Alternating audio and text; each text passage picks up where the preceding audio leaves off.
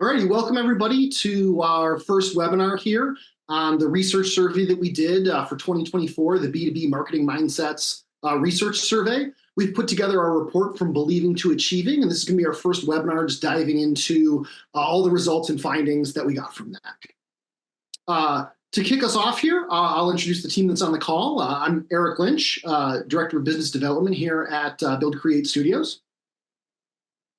I'm Ian Wilson, the other partner and creative director at Build Create. I'm Laura Lynch, the Director of Marketing at Build Create. And I'm Susan Byer, the researcher that did the study with Build Create. It's great to be here, guys. Glad to have you, Susan. Thank you. So we're a digital agency. We integrate custom web development with marketing strategy. We take ideas from concept sketches and meeting notes to fully realize creative deliverables. And for the last 14-ish years, we delivered brand clarity, organizational insight, and confidence in your strategic path forward. We are Build Create. All righty, so jumping into things here, we're going to start out going through just a little bit about the study, how it was conducted, and Susan will take us through basically how all this research stuff works. Then we're going to dig in on the mindsets that we identified from the research findings, get into some of our deep cuts and observations on what we've learned and what we want to share with you. And then we'll get into Q&A and just go through some popular questions that we've gotten around this content, this subject matter. We're really excited about this because research is really the foundation of successful marketing. That's what we believe as a digital agency. It's how we have operated as an agency, and we're really excited that for the first time we've been able to partner with Audience Audit to really do something of this scope and this depth. So we believe that discovery and research are a prerequisite for successful marketing. They are fundamental to our process. We always start with understanding our own clients, understanding their clients, and bringing that into all of our strategy. This survey, for it, we talked to 189 decision makers who are at a manager level or above, and they are people who offer engineering as engineering services, factory automation, and management software. We have a 6% percentage point confidence up in ratio of accuracy. Susan, what's the way of phrasing that? I was waiting to see how that was going to go. Level. Not bad, not bad. I think when you're doing research, one of the things that you want to do is make sure that you're tasting enough of the soup to know what's in the whole pot, getting reliable results that you can base strategy off of. And people always ask me, like, well, how many is that? And how do you tell? So this study is statistically reliable. We've got 189 decision makers. And what that margin of error at the bottom means is that if we repeated this study again, 90% of the time we'd see results within 6 percentage points of what we're seeing right now, which is a very high level of confidence. So I want everybody listening, watching, to know that this is more than 5 or 6 decision makers around a conference table in a focus group. This is an online survey, and we got a lot of really good, reliable data out of it. Awesome. But good job. Survey is not focused. Yeah. Yes. So a couple other things I'd like people to know who are watching. This is some information about the demographics of the participants who took the survey. So those decision makers in those organizations that are offering these kinds of products and services. We've got a huge range, and you'll be able to see the full results of the study, and you can sort of explore this yourself. But if you are working in this space, if you are a decision maker in an organization that's offering these kinds of products and services, you are represented in this data.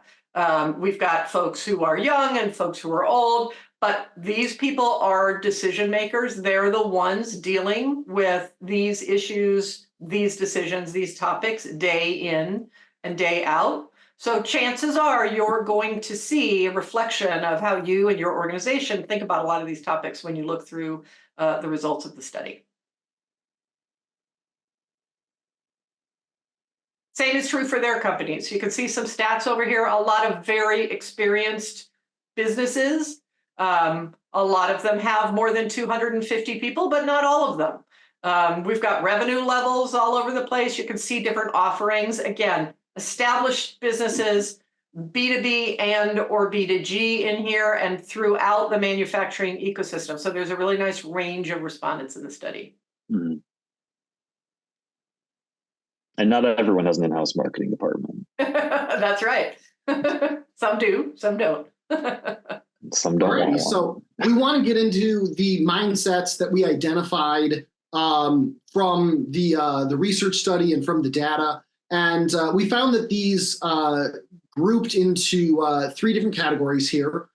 Decision makers working for organizations that basically excel, aspire, or divest from marketing. We're calling those groups the achievers, believers, and cynics. And Susan, can you just explain a little bit real quick about how we get those Sure. three groups? Yeah, so it's important to know that we didn't decide what these buckets were going to be and then just stick people into them based on their responses. The way we approached the analysis of the data in this survey was basically to have these buckets evolve based on how people agreed with attitudes that we put in front of them. So we didn't know how many segments we were going to get or what they were going to look like. And so rather than us sort of inflicting our own opinions on the landscape of this audience, we let them show us what's there. And what we ended up with is three very distinct groups that feel very differently about marketing in the manufacturing sphere. So 34% of our respondents are these achievers. And you know, if you're watching this, you're going to look at these folks and go, wow, I want to be one of them. If you're one of them, congratulations. If you're not one of them, don't give up hope. But these folks really have got this figured out. They're prioritizing marketing, and their organization is utilizing it very efficiently and effectively, and it's working very well for them. The believers, which are 29%, know where they want to be. They know they want to be at that achiever level. They know what's required to get there. They also know the size of the gap between where they are right now and the level that they want to be at. So they've drunk the Kool-Aid with respect to the value of this, but they have quite a ways to go, as you will see, in terms of actually manifesting some of what they want to do with marketing and actually reaping the results and the benefits of it. The cynics at 37%, it's an interesting group. And that guy doesn't look very happy. These are not bad people. He's just thoughtful. Yeah, these are not bad people, and these are not dumb people at all. These are people who are working in organizations that are doing, from their perspective, well, just based on delivering good customer service and having a strong sales effort and initiative. So they do some marketing, but it's not a big priority for them, and they're less likely to fully embrace the opportunities that we talk about with respect to marketing. It's just not one of the things that's on the top of their list. So their perspective is different. And you know, I think as we've been talking about, we'll talk about more, the challenge is that there are some opportunities that they're dismissing that actually might be really powerful for them with a little bit of a change of perspective. So if you're in one of these groups, congratulations. You're in the manufacturing ecosystem. Absolutely. Yeah, there's plenty of topics go ahead, Ian. on which. Oh yeah, I was saying there are plenty of subjects within marketing in which we would definitely fall in the cynic bucket. So there's lots of good company in there. We just concentrate a lot. Yeah, healthy skepticism. Nobody can argue with that. Yeah. Exactly. But it wouldn't be ABC if it was skepticism. So gotta roll with that. So yeah, we're gonna dig in a little more on what each of these groups look like now. And we'll start by unpacking the achievers in a little more depth. Great. So these mindset groups, these segments were defined solely based on attitudes, how people think about things, the statements that we put in front of them. There's no demographics in here or anything, although we captured that information. It wasn't part of what defined these groups. So what you're going to see here are really perspectives that define each of these three very different types of decision maker. Here's the first one for the achievers. So we understand the importance of our products to our customers. Staying on top of our tech stack is crucial to maintaining our sales and marketing edge. That's sort of a summary statement for them. And what you can see down below is the percentage of respondents who strongly agreed. So we gave them a scale where they could disagree completely, agree completely, or something in between. And the percentage that strongly agreed with these statements: I feel positive about the future of my organization. We value customers' feedback for continuous improvement. And we are seen as trusted experts by our customers, are reflected here. So very high. This isn't the percentage agreeing. This is the percentage strongly agreeing. So these folks are very confident about where their organization sits relative to their customers, and how that impacts sort of their optimism about where their organization is going, their ability to succeed. So yeah, going a little deeper on what that mindset looks like specifically. These are folks that focus on their accomplishments. They've got it together and they know it, right? Some of the statements we saw them making that defined them were things like, I'm confident in my organization's approach to marketing. My organization is changing the status quo in our industry. My organization does a good job of showing our prospects how we can help them. And my organization does a good job of managing its tech stack. So I think it's important to note that the achievers are not, they're not a group that has accomplished everything or that doesn't have anything left to do, but they are a group that feels like they're on the right track and it's working, and they don't feel, I think, like they need to change direction so much as they just need to continue executing on and do more of what's already working so well for them. Yeah, and one of the things we saw, Eric, is that they're not all the biggest companies. You might look at these folks and assume that it's the highest revenue and the biggest budgets that have achieved this. And that's really not true. It is sort of a perspective, and it's based on prioritization and focus on hard work.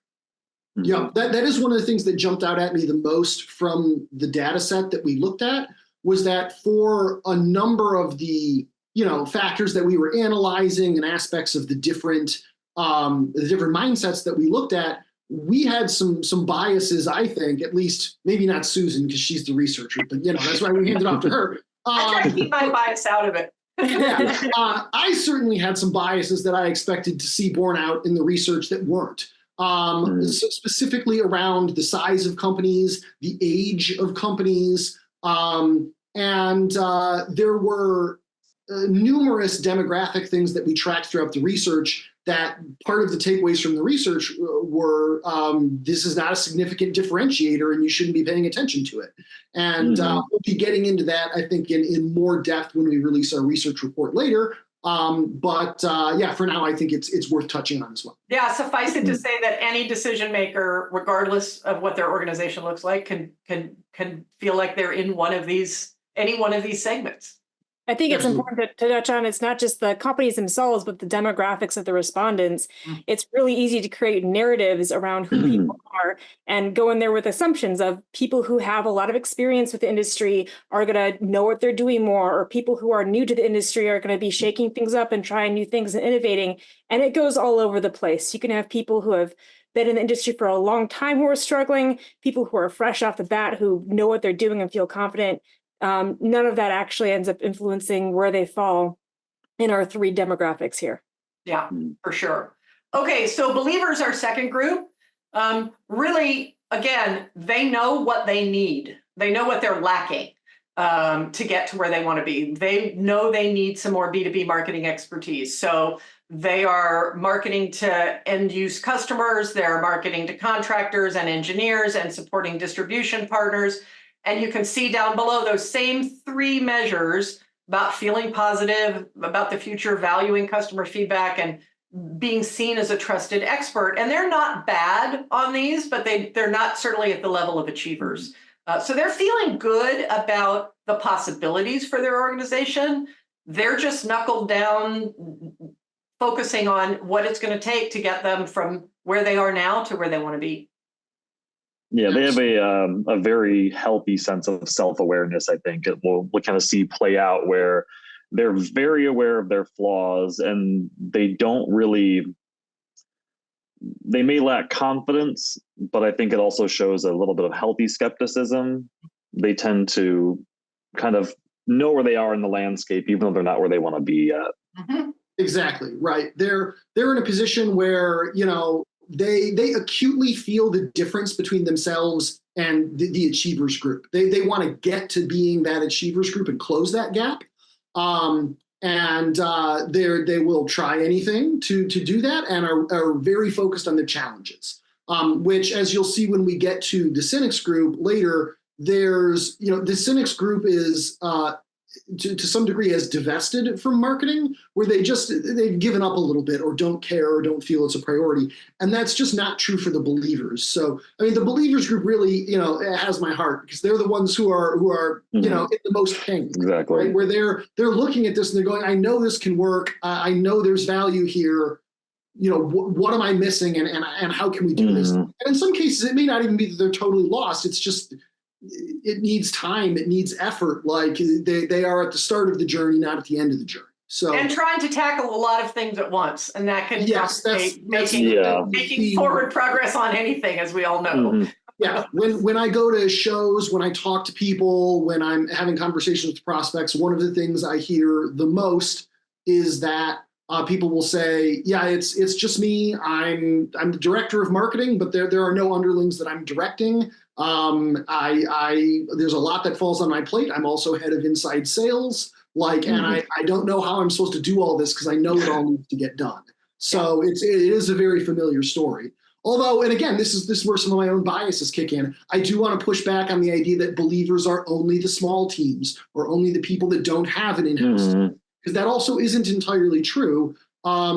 We saw that there are believers in large organizations that have sizable teams that still don't feel like they're putting the puzzle pieces together. So if that's you, don't despair. You're not alone, and don't let me pigeonhole you into too small of a group here. So some of the things we do see them saying is, there's a lot my organization could do to improve how we market our products and services again. So again, focusing on, improvement and the challenges.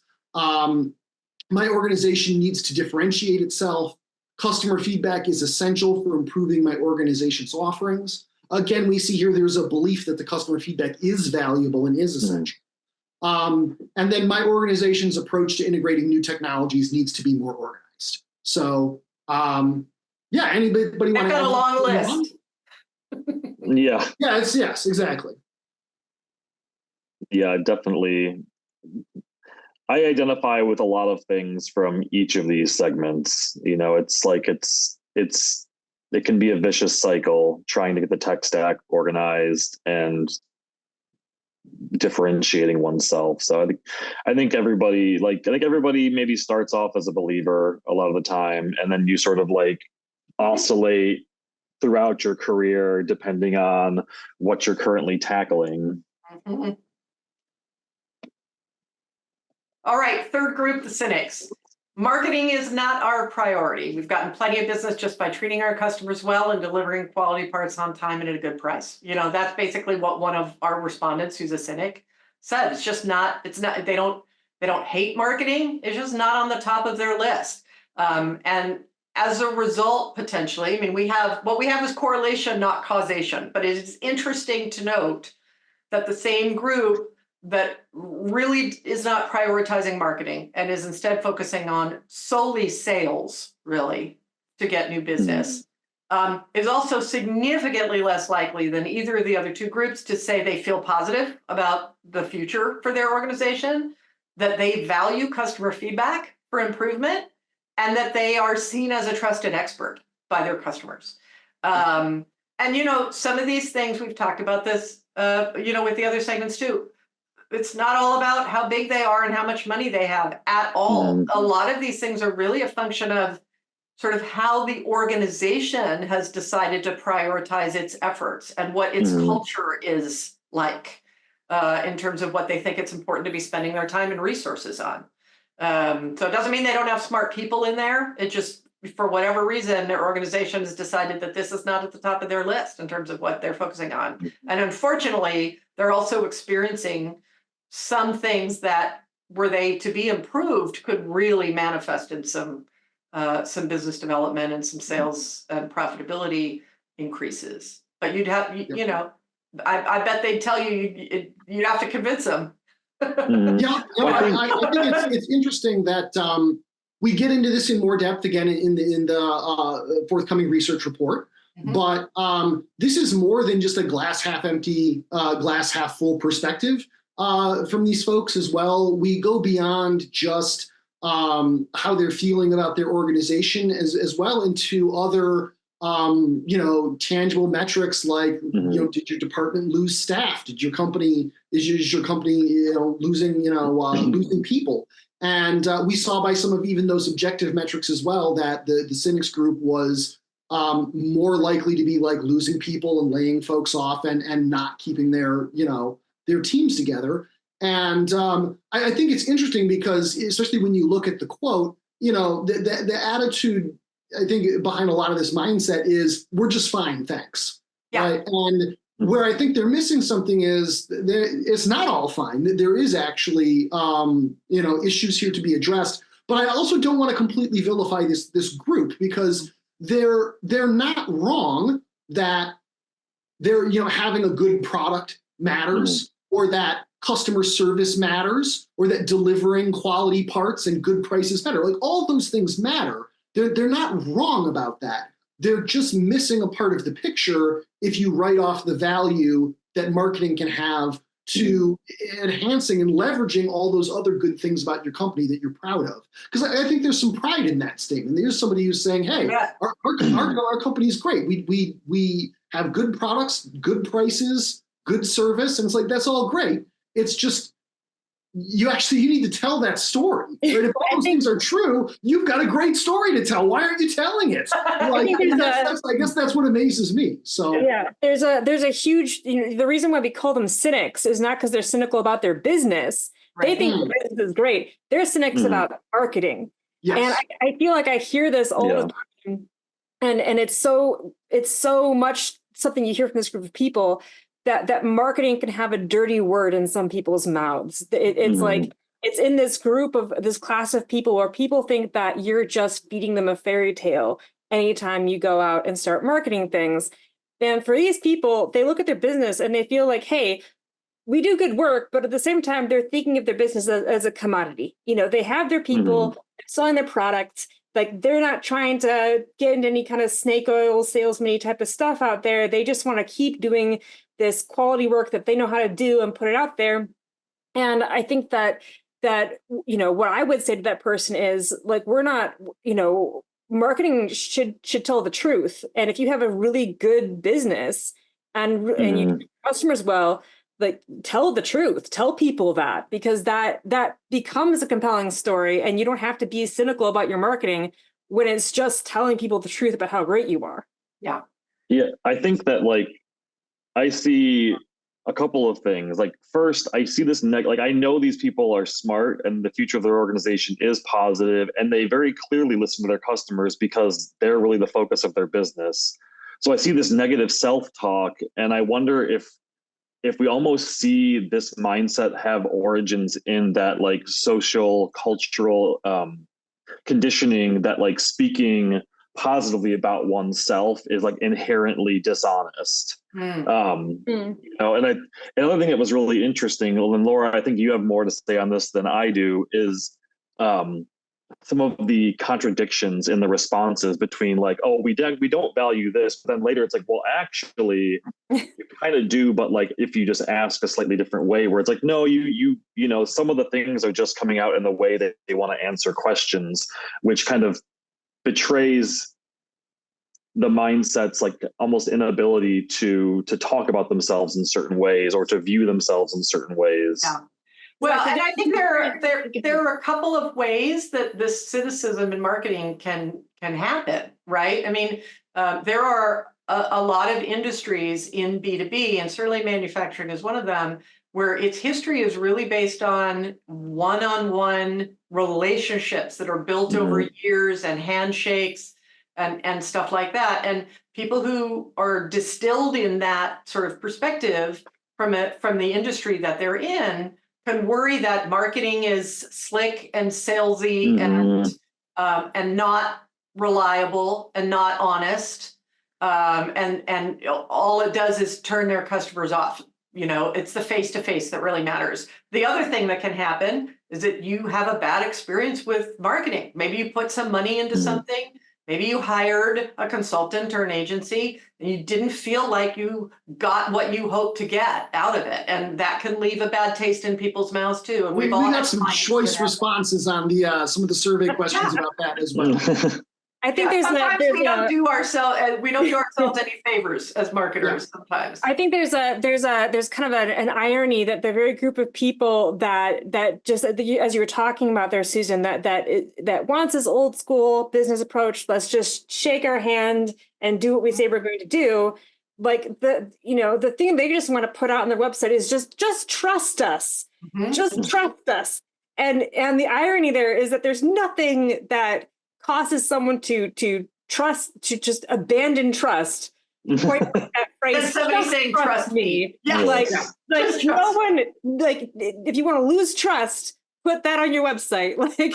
But you have to demonstrate the trust. Yeah. And that's I think the sticking point is that if you actually take time to show people who you are, then people don't actually have to trust you so much. You've already shown them stuff. You've given them actions. You've shown them more things, and it'll speak for you better than that wish there. Yeah. Well, and I know we would all agree, because I know the work that you all do, that the best marketing builds relationships between an organization and its customers. We're sort of like matchmakers, setting the right people up with each other if we do our job. Yeah. Exactly. Yeah, so we see cynics market themselves less and are just setting fewer objectives for themselves. They feel like it can be a waste of time and money, like for the reasons that we were just talking about. They might say their organization doesn't need to understand how their prospects think, feel, or behave in order to sell to them. One thing that we definitely have heard a lot, I'm sure this resonates with a lot of people, is my industry is too boring to communicate the benefits of our offerings in a way that's engaging. And that's I kick off so many meetings where I'm like, no. It's still sexy. Don't worry. At least the people you want to sell to, it is, right? Yeah, exactly. And they're the folks that also can come to the table feeling like, every time we try to adopt a new piece of tech, it just confuses everybody and makes everyone's jobs more complicated. Yep.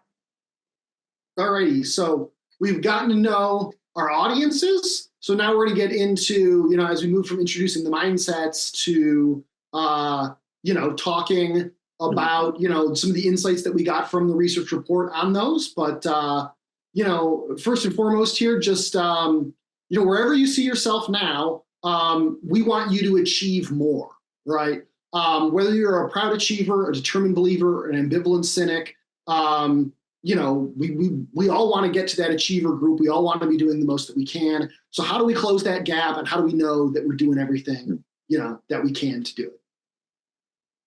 So some of the things that we're looking at here in our report and in some of the questions we're going to be looking at up ahead is just, does your organization chase marketing KPIs? How does your organization ensure you're converting prospects? How can you make your marketing content stand out from your competitors? Have you opted out of marketing, whether just on purpose or because of lack of budget, time, resources, a bad experience? Do you just think marketing is a waste of money? So these are all the questions that we're going to look at and answer. We're going to jump into a few of them right now, but there's also more coming in the research report that we put together, and I don't want to undersell that either. So lots more. All the juicy bits. All the juicy bits. Thank you for watching this first section of our webinar for the 2024 research report. If you're watching it from our playlist, you should see the other videos coming up here in a sec. And if not, you can find them all on the playlist on our YouTube channel. And linked below in the description are links to the full PDF report, landing page, and data visualization tool, as well as a quiz so you can see which mindset you line up with. Thanks. Enjoy.